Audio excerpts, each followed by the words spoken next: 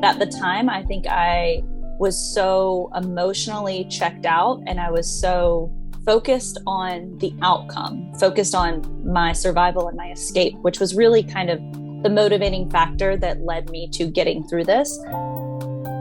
Welcome to Flip Your Script, the podcast about life's critical turning points and how people find the inspiration and motivation to move forward and rewrite their unique stories. Flip Your Script is produced by Media Minefield, a public relations firm passionate about the power of sharing stories. Specializing in earned and social media, Media Minefield helps clients take control of their unique story and message. The show is hosted by Christy Peel, founder and CEO of Media Minefield, who flipped her script from an Emmy-winning journalist to a successful entrepreneur and speaker. Imagine you're a teenager watering your friend's mom's flowers when a man pulls into the driveway, holds a gun to your neck, and abducts you. This is the nightmare Kara Robinson Chamberlain survived. In 2002, at just 15 years old, she courageously escaped from a serial killer. She found the strength to work in law enforcement to help others and now travels the country speaking to groups to spread a message of awareness, education, and inspiration. Kara, welcome to the Flip Your Script podcast. Hi, thank you for having me. Your story, recently you've started talking more about it and it's received quite a bit of publicity, but I want to start by going back to 2002 when all of this happened. And you escape from a serial killer is a pretty shocking thing to say. I don't know if it still sounds kind of shocking to you, but how did you even have the wherewithal to think, I got to get out of here? You know, I think that is the most asked question I get, and I'm not sure that I have a very astute answer that people want to hear. I don't know. I don't know where it came from. I think that we all have something in us that pushes us towards survival, and, you know, that's part of our biology and how we're made. And so I think that definitely played a big part in it. I think that also there was some intuition. I think that there was a lot of faith that went into it. But yeah, I think it's just a big part of it is the human will to survive, which you can really just never underestimate. And to paint a picture, and for trauma survivors, we're going to do this in a way that is respectful and yet tells the story. So you were... He abducted you. He took you back to his place. You were sexually assaulted for quite some time. And then within that first day is when you were able to escape. Is that accurate? Yes. I was only in his apartment or away from my home for about 18 hours. And yet those 18 hours must have felt like weeks. It, you know, in some ways, when I think back on it, it seems like a short amount of time, and then sometimes it feels like a lot of time. And I think part of that is the way my memory works. But at the time, I think I was so emotionally checked out and I was so focused on the outcome, focused on my survival and my escape, which was really kind of the motivating factor that led me to getting through this, that time almost did not exist. So when I talk about the things that happened and I try to put them in order of like this happened and then that happened, it's almost outside of this plane of time. It's a very bizarre the way my memory works on it. And so much has been studied and written about trauma survivors and how the brain protects.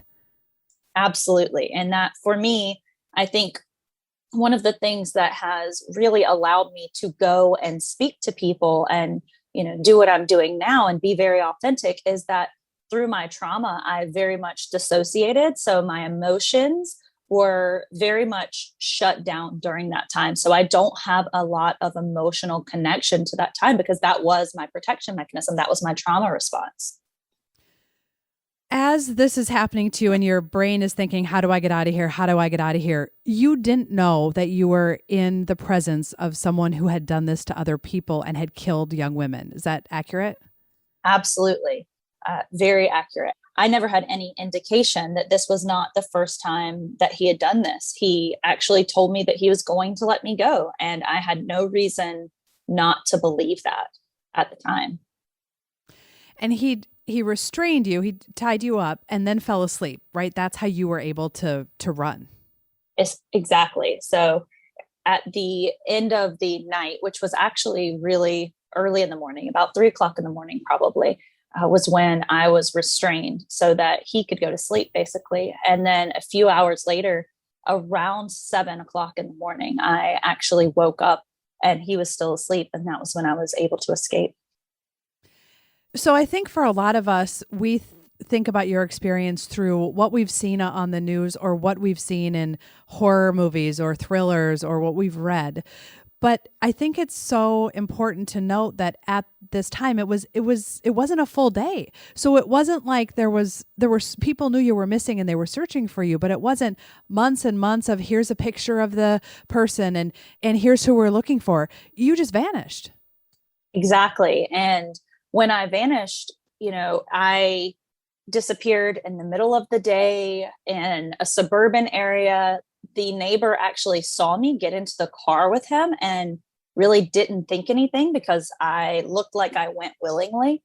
And I was actually listed as a runaway because there was no evidence that I had been taken. And so, there was never a missing persons poster, anything like that, because it really was a short amount of time. So you were on your own getting out of this. There weren't search dogs all over trying to find you. Exactly. So you get out, you get help. Police eventually track him down. He dies in that process. And that's when, with your help, they realized that he had done this to other young women. Right. Not long after I escaped, they were able to identify who he was. They got into his apartment and they started, searching his apartment. And they soon found a footlocker that was full of some things that they thought were a little unusual, which included some newspaper clippings from some unsolved homicides in the Virginia area. And they immediately, kind of flagged that as this is suspicious and this may be more than just Kara. And now, I want to talk about how you have become an advocate, but I want to jump ahead from US 15 to now. And you're quite prolific on social media, which is actually how I first heard about your story and knew you were talking about this. It crossed my feed. You're out there asking people to help you and using social media as a tool to fill in more gaps and perhaps find some answers for other families whose daughters perhaps were victims of this man. How did you decide you wanted to keep pursuing this? I think it's something that has always been in the back of my mind because I've always suspected that Sophia, who was the first known victim of my captor, that must not have been the first time that he did this because, like me, Sophia was initially thought to be a runaway because she was on her front porch. She was taken in the middle of the day. Her sister was inside. And it just felt a little too smooth. It was just too easy for him to do that. And so I suspected, this is not the first time. There's going to be some sort of escalation. So I suspected that there was more before Sophia. And I suspected that there was also something between Katie and Kristen and myself, because that was, 5.5 years between them and me. And I know enough about, true crime and kind of the way these things work to know that these people don't just take huge breaks like that, generally speaking. And so I've always wanted to look into it and I guess didn't really know how to do it. And then recently I realized, hey, I actually have a pretty large, following and platform in between my social media networks.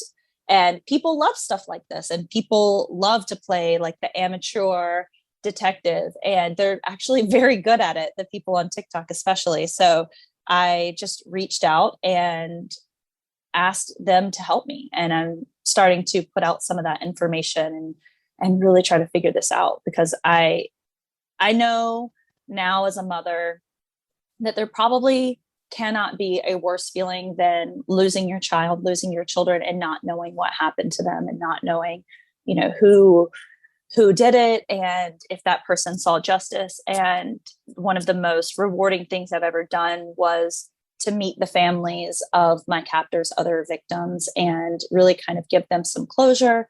And it's my utmost dream to be able to do that for more families, because I just know that their hearts are hurting so badly. And as you mentioned, it's possible that there are more, because if someone saw, just like you, if someone saw a young woman get into a car, they're listed as a runaway. And now that you've had training with law enforcement and you've been doing this work for some time, do you think that the system should change? Are there problems within the system and how we think about young women who are missing?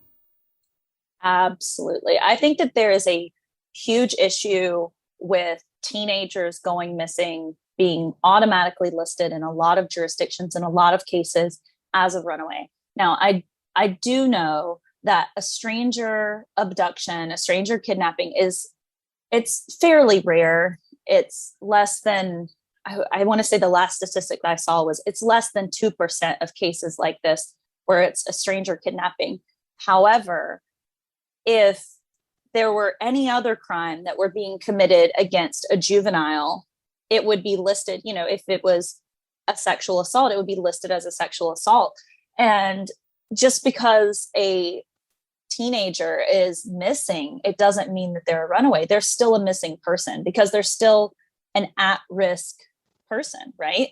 So I think that there does need to be some change in the way these things are approached. And that's something that I know one of the members of the task force, the Silva List task force from Virginia, she's very passionate about this as well. And she just retired, and she and I have been talking a little bit about what can we do to kind of change this. And we're hoping to go on and kind of make some changes, hopefully on a nationwide level, in how these kind of cases are handled. People think, why not just issue an Amber Alert and find every kid? I think folks don't understand that with an Amber Alert, there's some things that have to happen before that can be issued, including some kind of description of the suspect and some kind of description of the vehicle and if this person is in danger. And in your case, while they had some of those, there wasn't the complete picture to believe that you were in danger, so that didn't happen. And in your case, it may not have mattered because you got away so quickly. Exactly.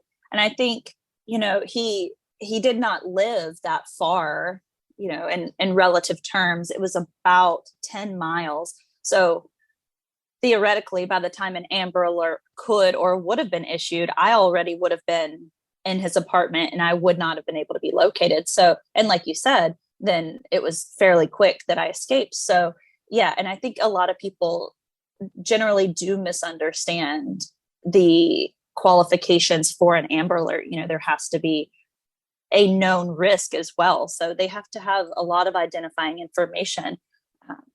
But I think it is a great tool when it's able to be utilized. But in my case, it would not have been helpful. As a survivor of what you described earlier, true crime, does it bother you that so many people are fascinated and interested in these types of storylines to the point where they're going on TikTok and helping you? Or does that give you some strength? I think that it kind of can be a catch-22. I think that a lot of the true crime community is kind of my base of the people that follow me. And I have full faith that they are going to be a pivotal part of me helping solve these unknown murders that I don't know about yet. But I think that it also can be very tricky to navigate, because when they are telling the stories of survivors without their permission or without their involvement, I think that can be a very fine line between kind of spreading the story and kind of just spreading it for their own purposes and re-victimizing the victim. I've seen, I have several friends that are in the survivor community, and I've seen them absolutely just be like wrecked by people spreading their story without their permission. And so I think it can be a very tricky thing. And I think that a lot of people are willing to learn in this community. I think that that's a positive aspect of it, is they really are fascinated by how do people end up like this, but they're fascinated by these people that are survivors and they generally want to learn.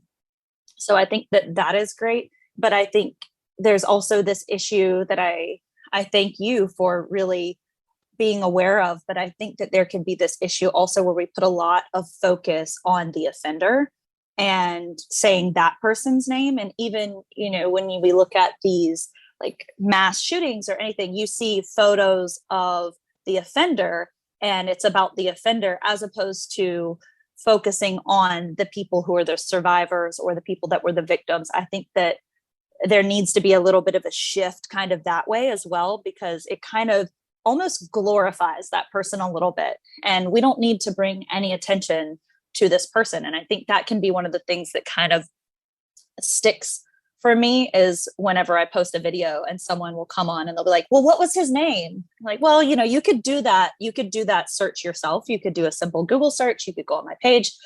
Yeah, I think that it's flip sides of a coin, right? So there's good and bad, just like anything. Nothing is black or white. It's interesting that you mention it, because I'm not sure that many people pick up on it, but we made a decision very early on in this podcast that when there were people who had survived something at the hands of someone else, we were not going to mention the name of the person who was the offender. We're going to focus on their survival and the inspiration of the person who came through that experience. And I just won't say his name because this isn't about him, it's about you. Absolutely. And I definitely thank you for that. And I recognize when people are cognizant of that, because, I think for most people that want to do interviews with survivors, they want to focus on the strength of this person and they want to highlight that. And they want to continue empowering that person. And one of the ways that we can continue to empower that person is really just not put the focus on the person that committed the crime against them. Because, most of us don't want to let the person that committed a crime against us take up any more of our space and our time. And that's just a really great way to honor that wish. When you escaped and after you realized that he was killed in the police search for him and the aftermath, and now that you've had years to reflect on it, have you thought that it would have been, better is the wrong word maybe, but more healing for you had you been able to face him and had he spent the rest of his life in jail? I think that, again, this is one of those questions where I can't say yes or no, or, it's not black or white for me with this either, because I think initially I was very angry and I was quoted as, I went on the John Walsh show and I was quoted from the show as saying, I wanted to sit across from him in a courtroom. I wanted him to see my face and know that choosing me was his biggest mistake because I wasn't his intended victim. So someone who stalked people. And so I was just a victim of opportunity. And so I very much wanted him to know that he was outsmarted by me, basically. And so I felt a little cheated that I would never get that.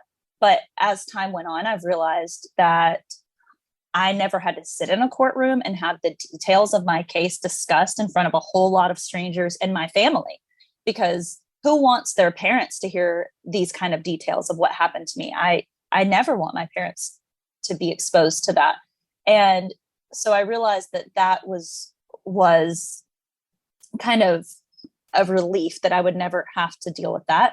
But as time has gone on, I still feel very conflicted about it because, I am relieved that he will never be taking up space in the prison system. I don't think that him getting parole or anything like that would have ever been an option, knowing that he would have easily been convicted. But I never will have to worry about that. But then there's this side of me that really is kind of upset because I think that he would have confessed. I think that it would have been easier to find out what else he did. But he told his sister when he was on the run that he never intended to be taken alive, basically. So he never would have been. He took his own life. But there is still this part of me. It's like, wow, I wish we would have been able to interview him and found out what else he did, because I think he would have confessed to other things. And now it's the mystery to unravel. And you, after when you're 15, therapy, how did you get to the point where you could be mature enough and healthy enough to consider going into law enforcement professionally?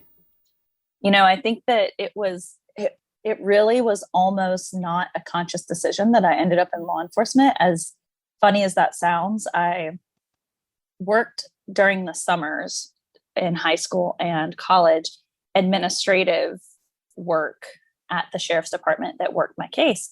And that was basically due to the sheriff of that agency, who's still the sheriff now, taking me under his wing and really just kind of providing a safe space and like a secondary family for me in that atmosphere. And so I, worked there through college, and I was going to change my major, in the fourth year, I was going to change my major.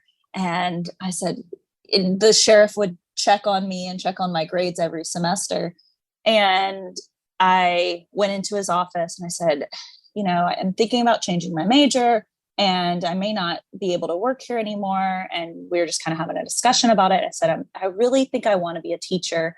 And he said, okay, well, if that's what you want to do, then by all means do it. But if you want to try, staying here, maybe we can combine your interest in law enforcement with your desire to be a teacher, and you could be a school resource officer, because you'll always have a job here as long as you want it, basically, was the way he worded it. And I was like, okay, it's like, I'll give it a shot.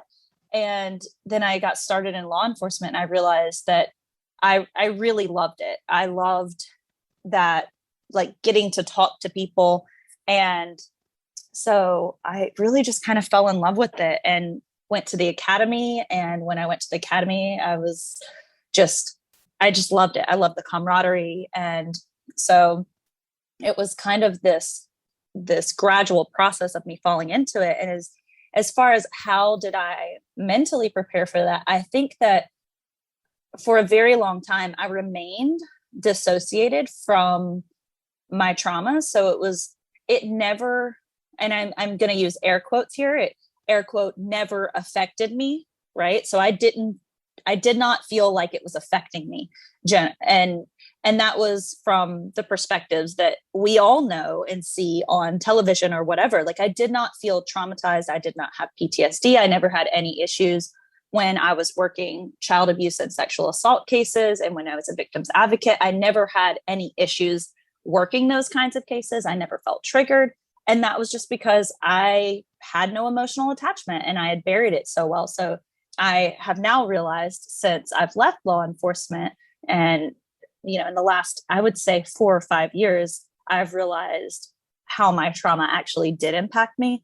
And it's been a slow unraveling process to unravel that. But in the typical sense, I don't feel like it, quote, affected me, but it obviously did.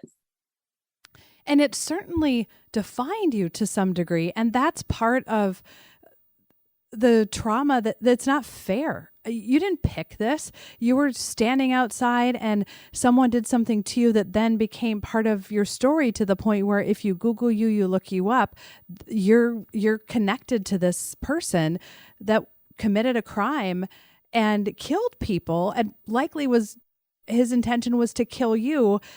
And then you have to go back to high school and you're the girl who is missing, and how do you get away from being Kara, not Kara the victim? And here we are talking about it, and you're doing this to help other people. But as a teenager, you didn't pick this, and yet you had to walk it every day. Yeah. And I think that brings an important point to me. And this is kind of I would say my motto, more or less. And it's that I'm not defined by it. And so it's, this is something that made me who I am. It put me on this path to where I am. It's, how I ended up working in law enforcement. That's where I met my husband. That's the reason I have the children I have. That's the reason I'm here speaking to you today. but it doesn't define me because I'm so much more than that. And it's really something that more refined me. So it kind of made me stronger. It's, when you're putting the gold into the, melting it down and you're refining it so that it's pure and it's stronger, right? So for me, it was something that made me who I am, but it doesn't make me. And it's something that just really made me stronger. And I think that's kind of been my mentality all along. And that was one of the hardest things about going back to school is, like you said, everyone wanted to talk about that. And I was like, can we just forget about that? Like, yeah, it happened, but I'm good. So let's just I've always wanted to be treated just like anyone else. And I think that was for a long time why I did not really speak about it with people who didn't already know. And even now it's difficult for me to speak to people because I feel like it changes how they speak to you. It changes how they look at you, and not necessarily in a bad thing, but there's just this look that comes over people's faces. And kind of the worst thing in the world is for somebody to say, I'm so sorry that happened to you. I'm like, I don't want you to feel sorry. I'm not sorry. Like, is it a terrible thing that happened? Sure. But I don't see it as a negative thing in my life because it's why I am who I am. It's a big part of what made me who I am today. It's really profound the way that you talk about it, because you've taken the worst thing and turned it into something that is not something that weighs you down, but something that gives you power and strength. And that process of doing that refining must have been years and years of difficult work. Yeah. And I think that it's something that you will find across the board when you look at these people that have gone through hard things and really just kind of come out on top and are really survivors, is you will find that they take that and they let it kind of guide them to become stronger. And I think that it's not like you wake up one day and you're like, okay, here it is. This is how it's going to make me stronger. I think it is a very slow process for most people, and it changes a lot. So, for a while it looked one way. It looked like me working in law enforcement. Now it looks totally different. And I think that that's okay. I think there's a lot of lessons that can be learned from the hardest parts of our life. But I think that we just have to remember that when things happen, we just have to kind of keep going, right? Like, you can say, okay, this bad thing happened, but I can either continue to let it control my life and continue to let it guide where I'm going, or I can take back the control. I can take control of my life. And, sometimes that's baby steps. I say that, and I know that some people are really in the thick of it and they don't know what that looks like, but it really can be simple things. It can be something as simple as just speaking about yourself differently, or reminding yourself in small ways of how strong you are. There's a lot of little baby steps that goes into it, but I think that it's a very big, important part of the conversation and the process. And it's a choice. You made a choice. Absolutely. It is a choice. And every day, probably, because there must be things that still you see and think, oh, God, my choice is I'm going to lean into this, even with what you're doing on TikTok and what you're doing on social media. That's a choice that you're making to put that out there. Absolutely. And I think that, like I said, it changes a lot. So, the content or the things that I was posting even a year ago looks very different from what I'm doing now, because one of the things that I've already said is that for a very long time, I thought that I, quote, wasn't affected. And I thought that because my protection mechanism was dissociation, no emotions. So I thought, because I'd always been told, you're so strong. So I thought that showing weakness meant that I wasn't strong. And I thought that crying or being upset or, quote, being affected by my trauma meant that I wasn't strong. And so one of the healing steps for me has been, hey, it's okay to have an emotion. It's okay to feel sad. So that's been, here I am 19 years after, and I would honestly say I've probably done more healing in the last 2 years than I've done in the previous 17. Because you continue to evolve and you've made the choice to lean in and to explore and to deal with the feelings. And that's an evolution that likely it happens to all of us our entire lives. It's so critical what you said, because even for people who haven't survived trauma, and certainly very few people have survived something as significant as what you went through, it's so important to really think about that strength. Many of us grew up in a place where crying is weak and asking for help is weak. And that was kind of a culture. And whether it's something little or whether it's something really big and dramatic, asking for help or showing weakness or showing emotion is a sign of strength, not a sign of weakness. And that's such a mindset shift that sort of, when you figure that out, blows your mind a little bit. It really does. And I think that it really is a choice. And I think that the tides are changing right now, but there's still a lot of the toxic positivity culture where it's, good vibes only. And, I have people still who may comment on something and say, don't be sad.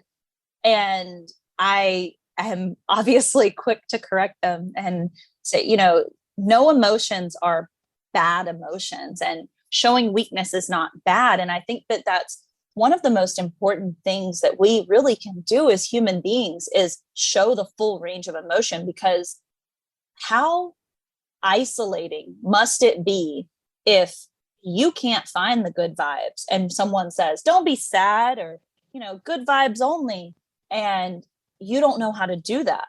And I think it's okay to show this duality of human nature where you can be so incredibly thankful for all of the amazing, wonderful things that you have in your life, but you can still be depressed or you can still be sad.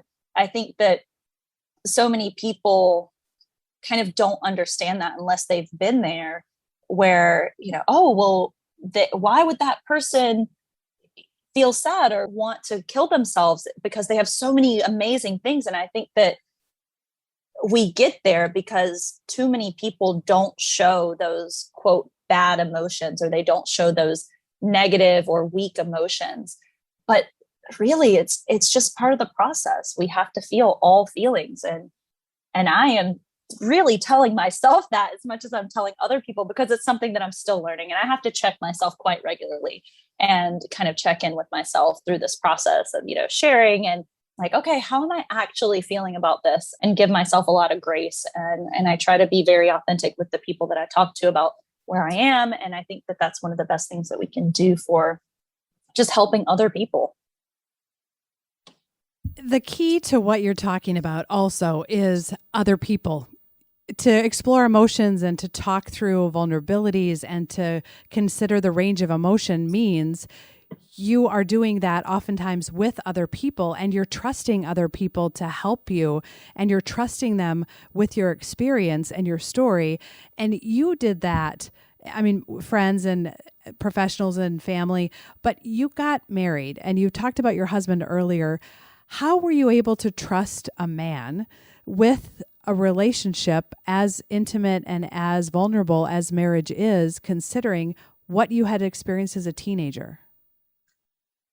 I think this is a question that a lot of us as survivors get. And I think it's very important to differentiate between what happened to me. And it's very different for me because it was a stranger. It wasn't someone that, I think it can be a lot more complicated when it's someone that who assaults you, because that is breaking a trust. But for me, they are two totally different scenarios, and they could not be more separated. So I don't feel like it ever really affected me in romantic relationships or anything like that, because this was a stranger that had ill intentions. So I did not have any issues with intimacy or, trust or anything like that with my husband. I think probably the hardest part of any of it is that a lot of people who are survivors of any sort of, and I will say trauma, but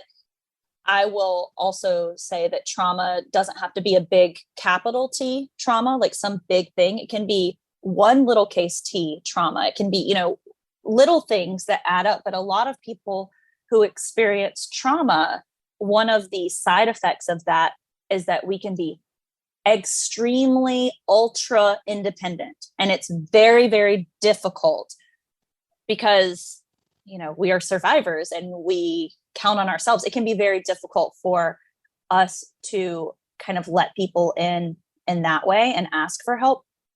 And I think my husband travels a lot too. So a lot of my day-to-day life is done outside of his direct presence. And so I just have to be very intentional about it and like letting him in. And then when I do, I'm like, oh yeah, like you actually do care about these things, right? So it's still a process for me to kind of transition out of this ultra independence and only functioning on my own and not really depending on anyone else, to like letting him in and being like, oh, I had an interview today and it went really well. And just kind of like letting him into my inner thoughts. And here we are, we've been married 10 and a half years and I'm still learning these things. So the answer is I'm still learning. And I would be skeptical, honestly, of anyone in any marriage, capital T trauma, small t trauma, no trauma, to say, oh, I got it figured out, because then Yeah. I think you're lying. I think you're lying too. And your sons, you have these two boys, and I'm sure people ask you this all the time, but how do you let them out of your sight? I don't. I get very nervous about it. And I think that obviously a lot of that is my trauma. They're 5 and 7. And so they could not know about what happened to me. They know in an age appropriate manner. They actually asked the Google speaker one day and it gave them an answer to who Kara Robinson Chamberlain was, which was a little bit of like oh, wow moment for me. But so they know a little bit and I can explain it to them kind of, if they're outside in the driveway and they're riding their bikes or they're playing a game and I have to go inside for something, I'm come inside with me. I know you don't want to, but come inside because, something can happen really quick. And I try to do it in a way that doesn't scare them or traumatize them, especially my oldest. He's highly sensitive. Like I assume I was as a child, but they know a little bit about it. And I think that really we just can't be too safe. And I think there is a line between, being quote a helicopter parent, but we all have to find what works for us in our relationship with our children, and where we live. But really, I think one of the things that gives me the most peace of mind is knowing that this sounds bad, but is also kind of freeing to me, is that it doesn't matter what we do, because sometimes bad things happen, right? Like we can do all of this preparation, but sometimes bad things happen, right? Like I knew not to talk to strangers. I was 15 years old. I knew, not to tell someone that my parents weren't home, right? But still something bad happened. And, I get people ask me all the time. My husband is retired military. He does like contract work overseas for the government. And so people ask me all the time, don't you worry about him when he's gone? And the same thing is with my children. It's just kind of like, well, yeah, but not any more than if he was home, because we know that just sometimes bad things happen. So how do I let them out of my sight? Sometimes I don't, but also just kind of have to, they're also really little. I think it'll change as they get bigger. Probably be very strange for you when your oldest is 15. Yeah. And wants to go and do things by himself and be like, well, spend the night somewhere. Yeah, I know. We haven't, we haven't had the, spend the night somewhere other than like grandparents' houses or whatever yet. And I'm like, oh, that's it's like a whole different thing when they're like spending the night somewhere. And I mean, really, I try to lay the groundwork with my kids. I think that's one of the best things we can do with our children. It does give me some peace of mind that I've laid the groundwork with them about boundaries, and they know that no means no. And even with tickling or anything like that, if somebody crosses a boundary, it doesn't matter who they are. And one of the things that I heard that I really like is that adults don't ask children to keep secrets. And that was really helpful for me, because I was like, how do we navigate those tricky situations where it can really be a lot more common that it's someone they know that will do something to them. So, I try to lay that groundwork, and it does give me some peace of mind to know that I really think if they ever were in a situation that made them uncomfortable, that they would tell me, and that they would also tell that person no, because I think that that's also an important thing, that your kids know that they can say no to an adult if an adult is doing something that is not comfortable to them, that crosses a boundary for them. So I think that helps me. Great advice. And you've said some things on TikTok that I think, I don't want to fact check, but I'm fascinated. So did it really happen that you were at police academy and the instructor started talking about your case and you were in the room and no one knew? No one knew. It's the most surreal thing that I still sort of can't believe happened. At that point, I was the assistant class leader. There's class leader and assistant class leader. And so the class leaders sit at the back of the class, and we came in after, I'm pretty sure it was after lunch. We came in and they just kind of had the slideshow, kind of the first slide up there of the slideshow in the intro. And, I came in and like carefree, and I see the slide up there. It was like missing children or missing persons, and crimes against children was kind of the topic. And there was a photo of the 3 victims that we know my offender was responsible for murdering, was up on the first slide with like the title. And I was just kind of like, oh no, like, how is this going to go? Because no one knew, because again, I had not really been talking to people about it unless they already knew, because I didn't want to see that look across their face. And I was just kind of sat there and thought, well, we'll see how it goes. It might not be as bad as you think it's going to be. And so she goes through the lesson, and she's talking about Katie and Kristen and Sophia. And, nobody knew what happened to them for 5 years until this girl in South Carolina named Kara. And I think a couple of people, and there were no photos of me in the slideshow. So I think like 1 or 2 people in a class of about 50 people kind of turned around and looked at me and were kind of like, oh, we have a Kara and we're in South Carolina. But then kind of like passed it, right? And so then at the end of the class, I went up to the professor and I waited, until everybody cleared out. I said, hey, I just wanted to let you know that Kara, and I pointed at the screen, is Kara. And I pointed at myself.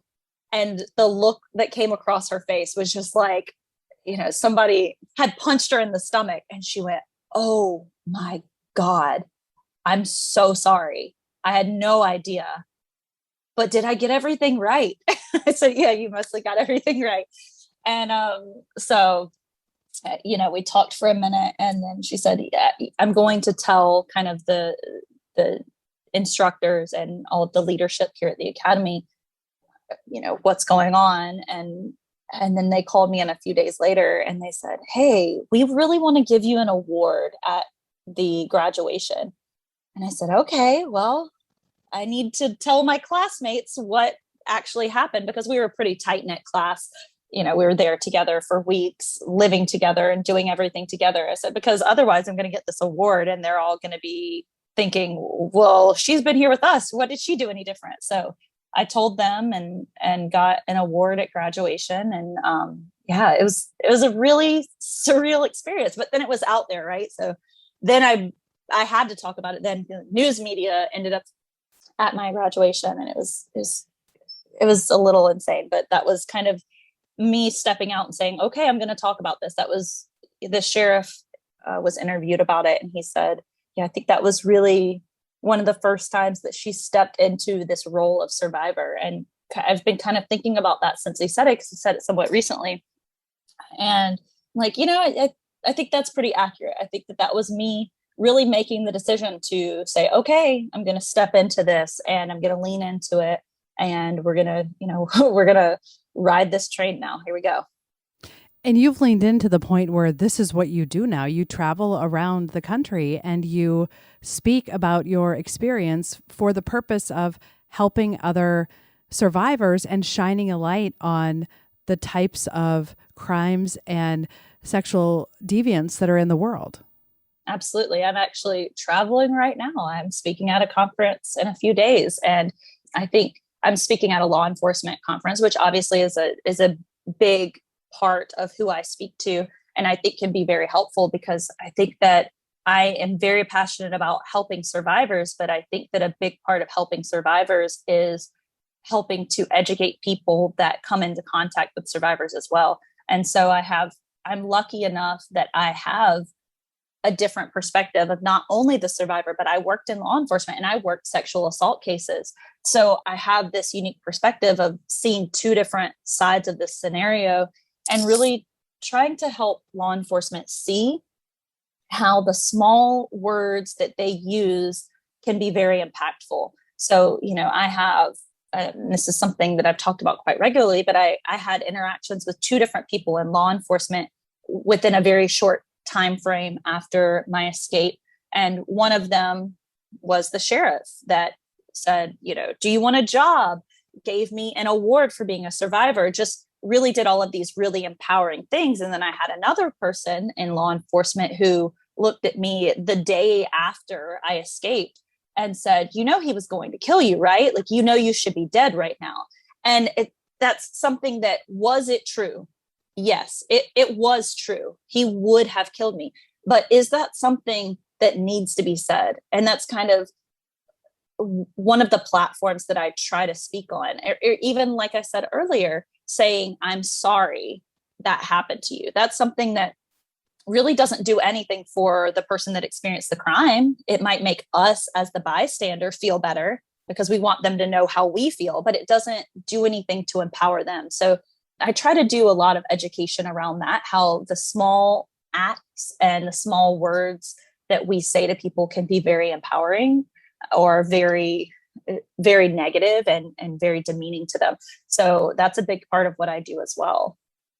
Words have power, and you're now using yours to make a difference and to positively impact others. And as we wrap up this podcast interview, I want to end the way that we end every interview, which is there a quote or a song or a scripture or something that motivated you as you had the difficult days and experienced what you experienced and became a survivor with a capital S? Yeah, I think, can I give two? Is that okay? Absolutely. It's your time. Okay. So the first one is very much is something that I heard when I was a teenager, and it's really stuck with me. And it's just a Chinese proverb. And it's, as long as you get up one more time than you fall down, you will be successful. And I think that's so important, because we think that, we see these people that are so strong and we think that they've never been through hard things or they must just be so strong, but really you just have to keep going. Right. And so that's been very impactful for a very long time for me. And then the other is a verse in the Bible that basically says, the enemy meant these things for bad, but I use them for strength. And I think that has been something that's just been so impactful for me, that I use these things to help others. And so that's something that's been very empowering for me. And I think very defining for my life and where I'm going. Thank you for sharing your story. Thank you for speaking truth. And thank you for educating people about what truths there are for all of us in a story like yours, and how we can frankly be better humans when we encounter someone who has been through something difficult, and empower them rather than make them feel like a victim. Absolutely. Absolutely. I'm so glad and so honored to be able to do this. And thank you so much for having me. If you want to follow along with what Kara's doing, we're going to put links to all of her social media accounts on flipyourscriptpodcast.com. As a parting thought, you are so much more than what happens to you, and explore your emotions, all of them, and think about the difference between weakness and strength. My hope is Kara's story empowers you to believe you're capable of more than you think, to discover motivation, to uncover inspiration, and to find the strength to turn the page. Thank you for listening to Flip Your Script, hosted by Christy Peel and produced by Media Minefield. If you like our message, please be sure to give us a 5-star rating, subscribe to the show, and share our episodes with your family and friends. Do you or someone you know have a story about flipping your script? We'd love to share it. Contact us on our website, flipyourscriptpodcast.com. To stay up to date on all things Flip Your Script, make sure to follow host Christy Peel on social media. You can also check out the website for pictures, resources mentioned in the show, and other great episodes.